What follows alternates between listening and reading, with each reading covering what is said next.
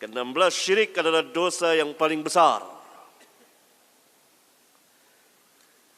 yakni syirkul akbar. An Abdullah radhiyallahu anhu qala, dari Abdullah, yakni Abdullah bin Mas'ud radhiyallahu anhu, ia berkata, Sa'altu an-nabiyya sallallahu alaihi wasallam ayyu dzambi a'zamu 'inda Allah. Aku pernah bertanya kepada Nabi sallallahu alaihi wasallam, dosa apa yang paling besar di sisi Allah? Dosa apa yang dilakukan oleh anak Adam yang paling besar 'inda Allah, di sisi Allah? Qala, beliau menjawab, an taj'ala lillahi niddan wa huwa khalaqaka, yaitu engkau menjadikan bagi Allah tandingan. Perhatikan, tandingan. Sehingga kalau ia yang memakai jimat, orang yang memakai jimat itu meyakini bahwa jimat itulah pelaku, bukan sebagai sebab, tapi pelaku langsung yang dapat mendatangkan manfaat kepadanya dan menolak mudarat darinya, maka ia telah membuat tandingan secara langsung kepada Allah. Kenapa? Karena yang memberikan manfaat dan menolak mudarat hanya Allah saja.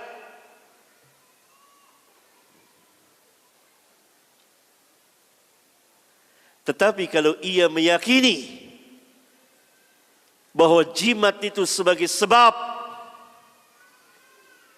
tetapi sebab yang tidak syar'i, karena Allah tidak pernah menjadikan jimat itu sebagai sebab untuk mendatangkan manfaat dan menolak mudarat, maka ia telah masuk ke dalam syirkul asghar.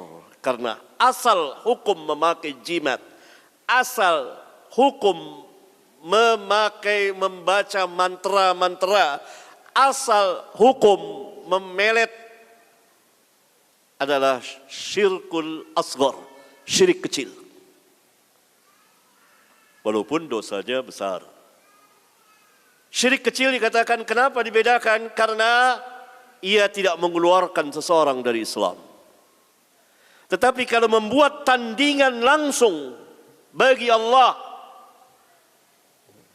ya, hakikat syirik itu, walaupun ia syirik kecil, itu pada hakikatnya adalah mengadakan tandingan bagi Allah. Bahkan syirik lafaz, pernah seseorang mengatakan Masya Allah wa syi'ta kepada Rasulullah sallallahu alaihi wasallam hanya karena huruf waw dan. Waw itu arti dan. Apa yang Allah kehendaki dan engkau kehendaki. Rasulullah sallallahu alaihi wasallam telah mengatakan bahwa orang itu telah menjadikan beliau tandingan bagi Allah.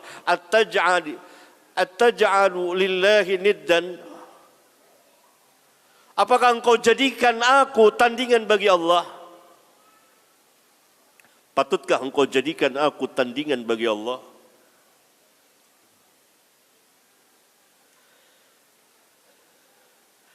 Qultu, kata Ibnu Mas'ud, inna dzalika la'azimun, sesungguhnya itu adalah perkara yang besar, yakni membuat tandingan bagi Allah perkara yang besar. Qultu, kemudian aku bertanya lagi, thumma ayyun, kemudian dosa apa lagi yang besar di sisi Allah? Qala wa an taqtula waladaka takhafu ay yat'ama ma'ak, engkau membunuh anakmu karena takut makan bersamamu. Qultu thumma ayyun, kemudian apa lagi setelah itu? Dosa yang besar di sisi Allah. Qala, beliau menjawab, antuzaniya halilata jarik, engkau berzina dengan istri tetanggamu. Nah, hadis yang ke-17 secara khusus menjelaskan adanya syirik kecil berdasarkan sabda Rasulullah sallallahu alaihi wasallam. An Mahmud bin Labid radhiyallahu anhu, dari Mahmud bin Labid radhiyallahu anhu, anna Rasulullah sallallahu alaihi wasallam qala, bahwa Rasulullah sallallahu alaihi wasallam pernah bersabda, Inna akhwafa ma akhafu alaikum asyirkul asghar. Sesungguhnya perbuatan yang aku takutkan menimpa kamu, yakni kamu mengerjakannya, yaitu syirik kecil. Di sini ada lafaz syirik kecil, menunjukkan bahwa kesyirikan terbagi besar dan kecil. Qalu, mereka menjawab, mereka bertanya, yakni para sahabat bertanya, wa masyirkul asghar ya Rasulullah? Apa syirik kecil itu wahai Rasulullah? Qala ar-riya.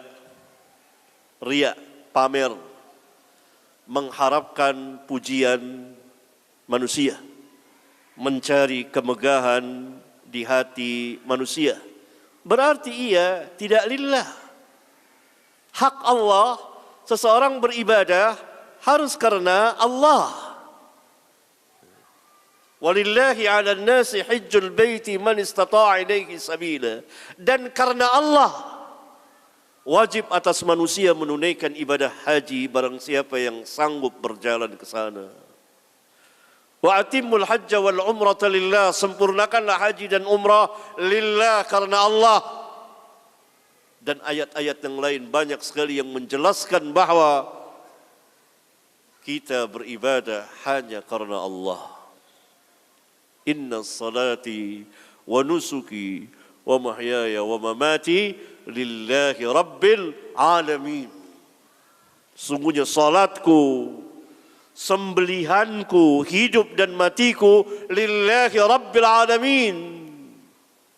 Maka ketika kita palingkan ibadah untuk pamer, untuk mencari kemegahan di hati manusia, untuk mencari puja dan pujian manusia, maka kita telah menandingi hak Allah.